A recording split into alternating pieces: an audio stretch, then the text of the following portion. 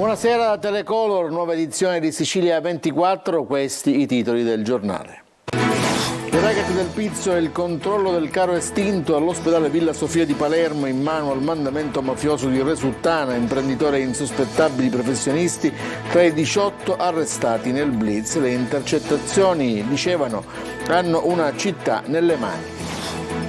In un video diffuso dalla polizia le immagini della recente sparatoria di Nesima, costata la vita a un albanese. Le telecamere di videosorveglianza riprendono 3 persone che fuggono in scooter da via Cantone dopo l'esplosione di 3 colpi, convalidati altri 2 fermi, ancora poco chiaro il movente. A Gela militari statunitensi e italiani commemorano gli 80 anni dello sbarco degli alleati in Sicilia. Questa mattina cerimonia sul ponte di Rillo con l'appello dei 39 soldati morti nella storica battaglia della Seconda Guerra Mondiale. Metalmeccanici in corteo a Milazzo per lo sciopero nazionale proclamato dai sindacati, chiesti investimenti e lo stop agli appalti selvaggi. Maturità conseguita con un anno di anticipo per meriti speciali, parla ai nostri microfoni Nicole Inzalaco, la studentessa di Serra di Falco, diplomatasi con il massimo dei voti al liceo scientifico di Canicattì.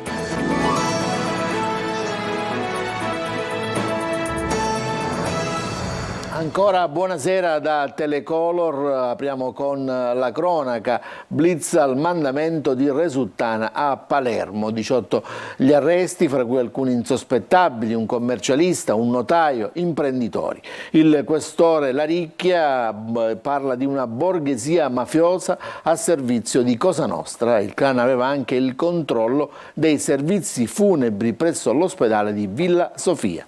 Lorena Dolci.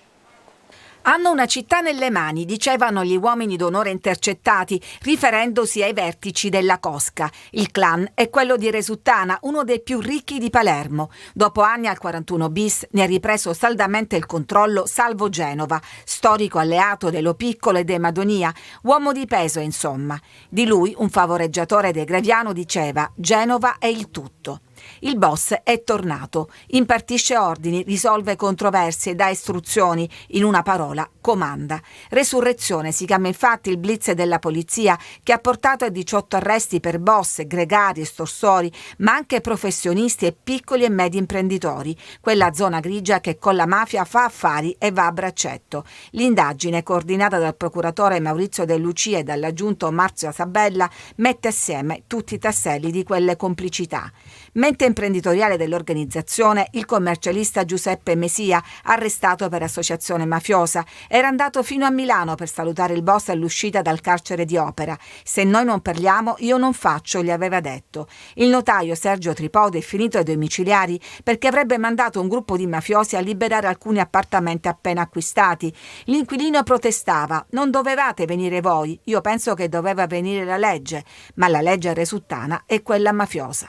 All'imprenditore Giovanni Quartararo, patron dell'omonima catena di negozi di calzature, contestano invece di aver organizzato incontri riservati per conto dei boss, vicini anche ad un altro imprenditore, Benedetto Alerio, della società che gestisce le pollerie Savoca, di cui il GIP ha disposto il sequestro. Fra gli arrestati c'è poi l'imprenditore edile Agostino Affatigato. Una borghesia mafiosa, ha sottolineato il questore Laricchia, che non ha esitato a mettere a disposizione le proprie competenze a vantaggio di Cosa Nostra. Il territorio poi si controlla con l'estorsione a tappeto. Gli imprenditori si mettono a posto con il classico rito della bacinella, in cui si versa il pizzo. Il racket non risparmia nessuna attività, neanche i funerali. Le indagini hanno accertato il controllo e la gestione delle agenzie funebri presso l'ospedale Villa Sofia di Palermo. La gestione del pizzo avrebbe creato anche delle fibrillazioni tra i 2 mandamenti confinanti, Resuttana e San Lorenzo, definite nel corso di una riunione chiarificatrice tra i rappresentanti delle 2 famiglie. E c'è un nuovo capitolo nella sparatoria di Nesima. In un video diffuso dalla polizia, la fuga di 3 persone in sella a un solo scooter. Sono gli autori dell'omicidio del ragazzo albanese, del ferimento di un italiano, avvenuti il 30 giugno scorso, appunto nel quartiere di Nesima a Catania. Oltre a Di Benedetto, la procura ha emesso altri 2 decreti di fermo che sono stati convalidati dal GIP. Emanuela Corsi. È il 30 giugno. Nel quartiere di Nesima mancano pochi minuti alle 13. Grazie a questa telecamera posizionata su un edificio nei pressi di via Cantone si vedono passare 2 scooter a distanza ravvicinata l'uno dall'altro e un'automobile bianca che svoltano a destra. Pochi secondi di silenzio e si avvertono chiaramente 3 spari. Sono le 13:17. Poi la fuga in 3, in sella ad un unico scooter che viene ancora ripreso da altre telecamere di videosorveglianza. Sono queste le immagini diffuse dalla polizia della sparatoria avvenuta a Nesima che ha portato all'arresto di 3 uomini. A finire in manette sono stati Giovanni Di Benedetto, di 27 anni, Antonino Castelli, di 33 anni, Pasqualino Ranno, di 29 anni, gravemente indiziati dell'omicidio ai danni del cittadino albanese morto 3 giorni dopo in ospedale e del tentato omicidio nei confronti di un uomo italiano di 43 anni, nonché dei reati di porto e di illegale detenzione di armi. Dopo l'arresto di Di Benedetto, che si è costituito spontaneamente, anche nei confronti di Castelli e Ranno sono stati emessi 2 decreti di fermo. Per tutti e 3 il GIP ha convalidato l'arresto e disposto la custodia cautelare in carcere. Le indagini erano scattate subito dopo la segnalazione di colpi di arma da fuoco e del conseguente ferimento di 2 persone in questa palazzina, al numero 10 di via Cantone, dove sono state rinvenute 2 ogive, una pistola semiautomatica calibro 38, 3 bossoli e 3 cartucce. Il movente resta ancora da chiarire. Le indagini, alle quali un cospicuo apporto è stato fornito dalle dichiarazioni rese da abitanti della zona e dalle immagini estrapolate dai sistemi di videosorveglianza, proseguono non solo per accertare meglio la dinamica dei fatti, ma anche per chiarire le motivazioni, che secondo la procura etnea sono verosimilmente riconducibili a contesti illeciti. La sparatoria di Nesima non è l'unica avvenuta in città in questi giorni. L'ultima risale alla scorsa notte, quando un incensurato di 32 anni si è presentato al pronto soccorso dell'ospedale Garibaldi Centro con una ferita d'arma da fuoco al gluteo. L'uomo non ha fornito indicazioni sulla dinamica dei fatti. Tra il 5 e il 6 luglio invece un 47enne è stato gambizzato al villaggio Sant'Agata. 20 anni a Carmelo Di Stefano e Roberto Campisi, ritenuto rispettivamente il capo dei Cursoti e uno degli uomini più fidati del boss dei milanesi. 10 anni e 8 mesi per i 3 pentiti, Carmelo Martino Sanfilippo, Michael Sanfilippo e Davide Agatino Scuderi. La Corte d'Assise presieduta da Maria Pia Urso ha invece emesso un verdetto assolutorio per Angelo Condorelli, Emilio Gangemi, Giovanni Nicolosi, Rosario Viglianesi e Salvatore Chisari. Sono le decisioni del processo Centauri a conclusione dell'inchiesta che permise di individuare i protagonisti dello scontro armato tra Cursotti milanesi e uomini del Clan Cappello durante il micidiale conflitto a fuoco in Viale Grimaldi dell'8 agosto del 2020, in cui vi furono 2 morti e 6 feriti. L'accusa in aula è stata sostenuta dal procuratore aggiunto Ignazio Fonso e dal pubblico ministero Alessandro Sorrentino. Adesso parliamo dello sbarco degli alleati in Sicilia, al via oggi a Gela le celebrazioni dell'80° anniversario dello sbarco alleato. Oggi il primo intenso momento di ricordo con la deposizione di una corona commemorativa ai piedi della pietra monumento in ricordo dei caduti di tutte le guerre e con la cerimonia di Ponte di Rillo, dove il 10 luglio del 1943 si svolse la battaglia di Gela. Ce ne parla GR Italia. Truppe americane ed italiane di nuovo insieme 80 anni dopo sul lungomare di Gela per commemorare l'anniversario dello sbarco alleato. Quest'anno saranno tantissimi i momenti che accompagneranno i gelesi in un lungo viaggio nella memoria di quei giorni del luglio del 43, quando Gela si trasformò in un crocevia per la storia. L'operazione Husky, come venne chiamata in codice, fu una colossale manovra militare che segnò l'inizio della campagna d'Italia e fu anche il primo passo della penetrazione alleata nel continente europeo. Oggi il primo intenso momento di ricordo con la deposizione di una corona commemorativa ai piedi della pietra monumento in ricordo dei caduti di tutte le guerre, posta a pochi metri dal pontile simbolo della notte dello sbarco. Presenti alla cerimonia tutte le autorità civili e militari, oltre che una delegazione della US Navy, che nell'occasione ha voluto ricordare l'importanza storica del giorno che cambiò il corso della Seconda Guerra Mondiale. L'importanza di oggi è l'eroismo di quelli che hanno combattuto per difendere questi valori e quello che loro potranno fare, diciamo, nel futuro per preservare questi valori. Soprattutto è importante che questo venga fatto in questa città da cui è partito tutto. Io penso che questi valori di democrazia siano eterni e che gli uomini devono essere pronti a combattere per preservare questi valori.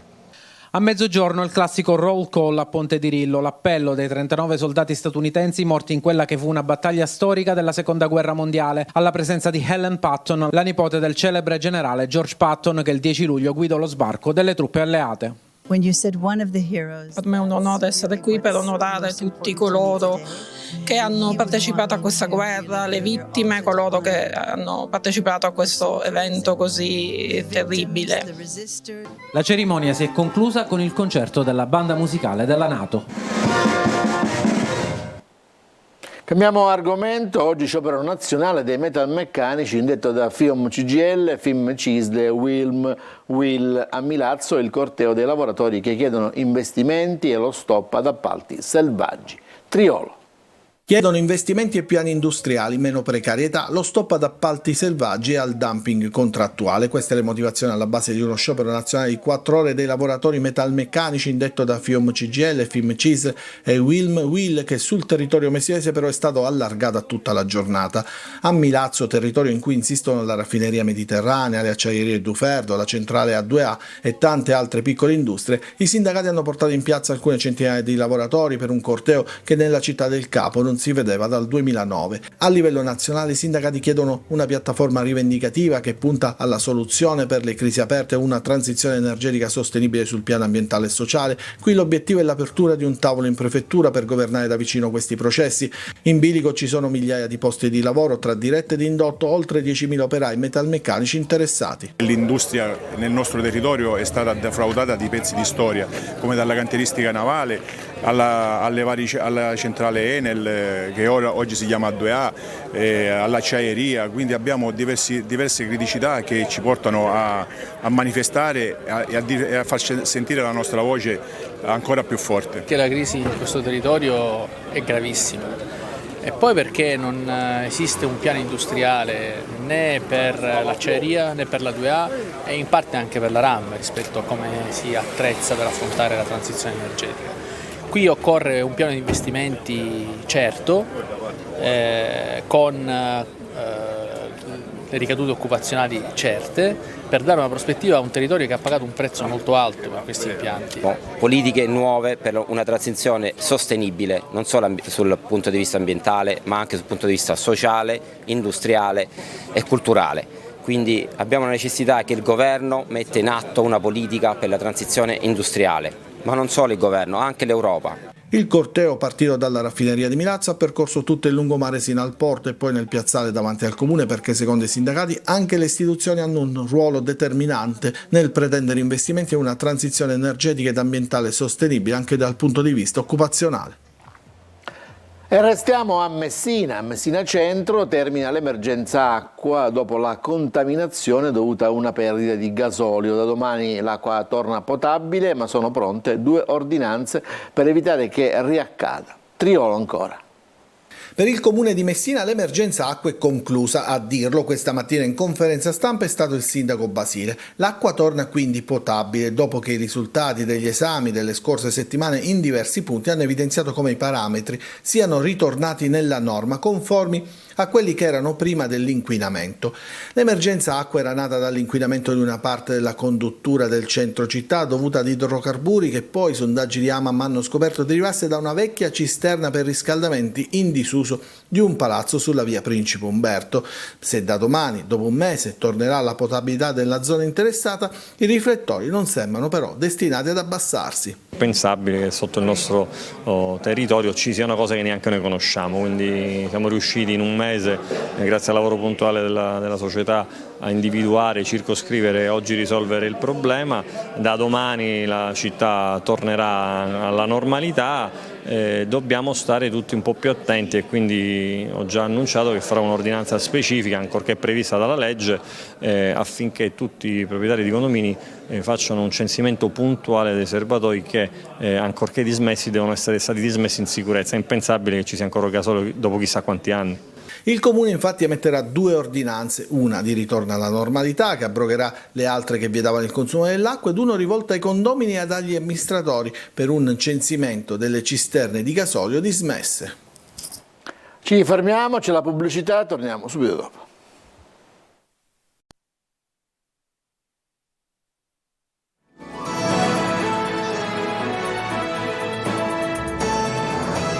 Seconda parte del telegiornale. In Sicilia c'è una studentessa prodigio, da poco 18enne. È originaria di Serra di Falco, nel Nisseno, e si è diplomata in anticipo in 4 anni con il massimo dei voti al liceo scientifico Antonino Sciascia di Canicattì. Davide Sardo.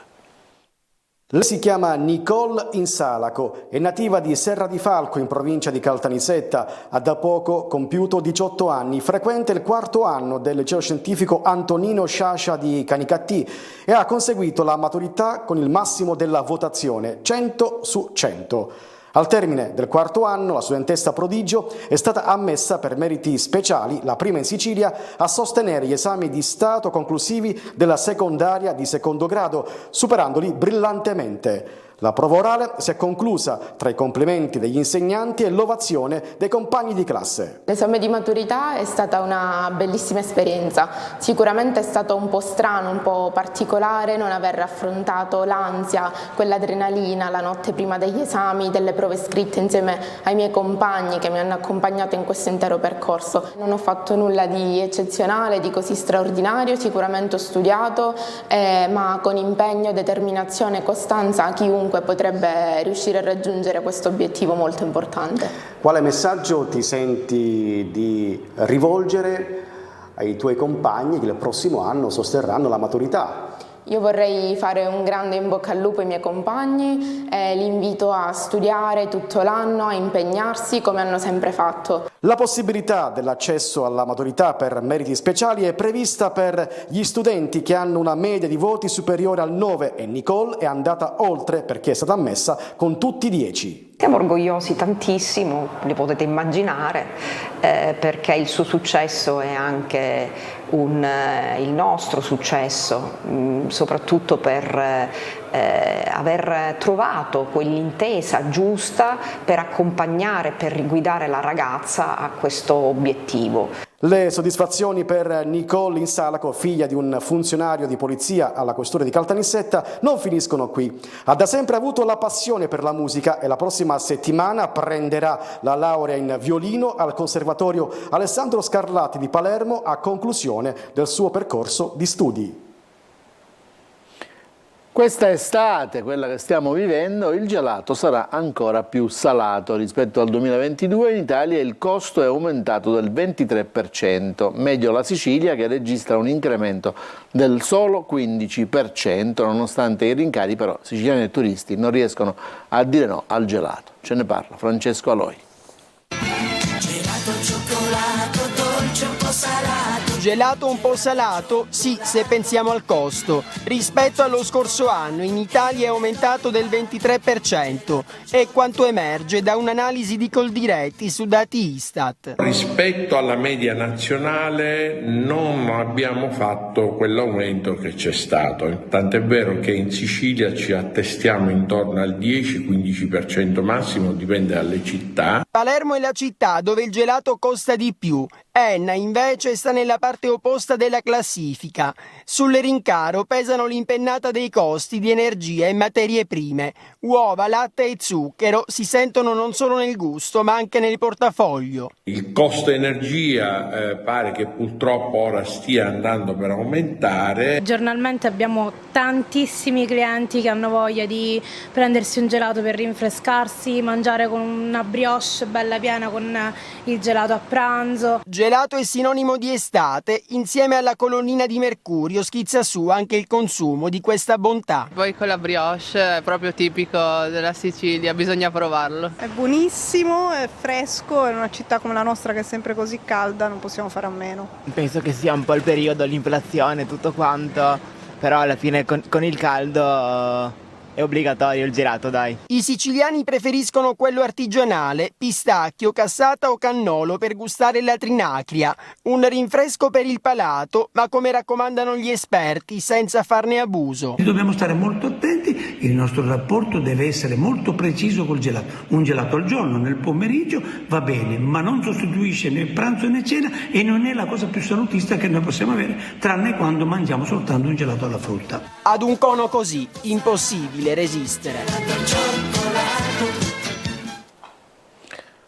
Adesso ci fermiamo ancora per la pubblicità e torniamo con il calcio.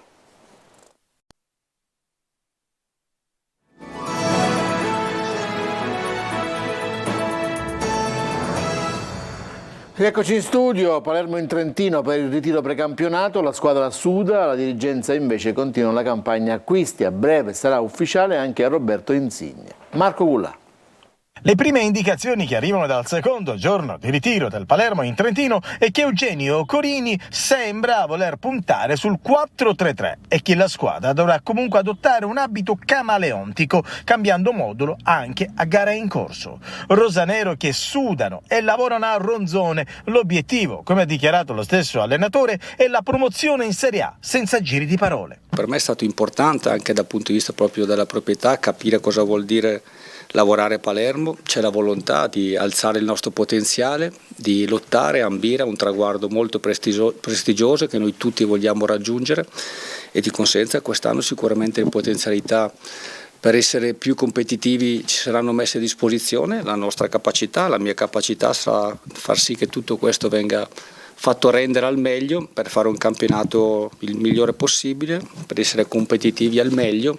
Il Palermo non gioca quindi a carte coperte, la campagna acquisti fino adesso è un'assoluta candidatura alla promozione. Presi Lucioni, Ceccaroni, Vasic e Mancuso e a breve sarà ufficiale anche Roberto Insigne. Ma il mercato dei rosanero non finisce qui, piacciono anche Tremolade e Collocolo e per l'attacco continua a stuzzicare l'idea di Massimo Coda del Genoa. Il cagione è finito, grazie per l'attenzione a tutti, buona serata.